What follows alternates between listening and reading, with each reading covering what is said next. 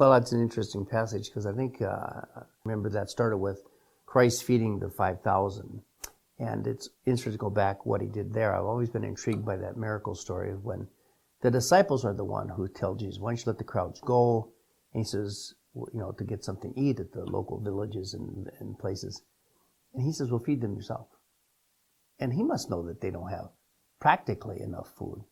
But that's kind of right there, you're getting an impetus on the part of the Lord that I expect you to give your all. And when you give your all, 12 baskets, wicker baskets full, when you really enter into the grace of the Lord, things happen. We can't see that, and that is always a stumbling block in this. So when they get fed, they track him down the next day, and he says, I know why you're here, because you had your bellies filled yesterday. I'm this eternal refrigerator. You like this. And he says, you should work for the food that doesn't end. And they, wow, where is that, And that's when he gets into this great bread of life discourse. I'm the bread of life. And they go, now there, he's pulling them into like, whoa, where are we going with this story? And then he ends it, my blood is real drink, my body is real food, unless you eat the flesh and drink the blood, you have no life in you. And these people go, that sounds like cannibalism.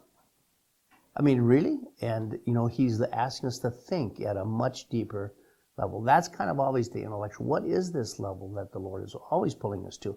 When the disciples said, feed them yourselves. Well, he knows practically they don't have enough food. But he's asking them to enter into another realm of being. And that's, I think, the gift. So at the end, the practical side is many people said, this is too hard to take. We're going to walk away. But what does Peter say, at the end of that story? What do you think? Do you two want to walk away too? We believe you're the Son of God. You have the word of life. We're not walking away. That interesting how that happened. They spent 3 years with the Lord, though, these apostles. They saw a lot of things that I'm sure they didn't understand. And very end, near as Jesus gets to the end of his walk to Jerusalem in Luke's gospel, they're still not understanding who's the greatest. They're arguing among themselves. This is not an easy journey into this gift of faith, and particularly the gift of Eucharist, and say, whoa. And if that is his word, man, we have to really sit back and ponder that in deep meditation. And that's where I think you fall in love, when you really understand, like from Peter's perspective, what that is. You have the words of eternal life, O Lord, where else would we turn? So I'm always interested in giving the kinds of images, the kind of phraseology, the kind of maybe examples from the natural world that would get us kind of on that journey of a gift like that. The same way with the Trinity, The Trinity, that's why I always think, always intrigued in the ordinary time of the year, we always begin this ordinary time with first the solemnity of the Trinity, and it's always followed by the Eucharist, the corpus, body and blood of Christ Sunday. And you say, why is that? Because you can't walk this ordinary time unless you know, first of all, who God is, that you're made in his image, is this triad of love, a lover, a beloved, and the spirit of love. That's how we're made. So what is that Father dimension of love? You go out of yourself. What's the Son dimension? You love unto giving everything sacrificially. And for how long? The Spirit dimension, forever. That's how we're made. And you go like, whoa, that seems like impossible. That's why the church says, and the next Sunday is followed by the most holy body and blood of Christ Sunday, because that is, on yourself, on your own enterprise, you're not walking this thing. This is a grace. This is pure gift. And what is Corpus Christi? It's really, to me, the ritualization of the Trinity. It's the Father sending his Son, who becomes present by the power of the Spirit on every altar in the church.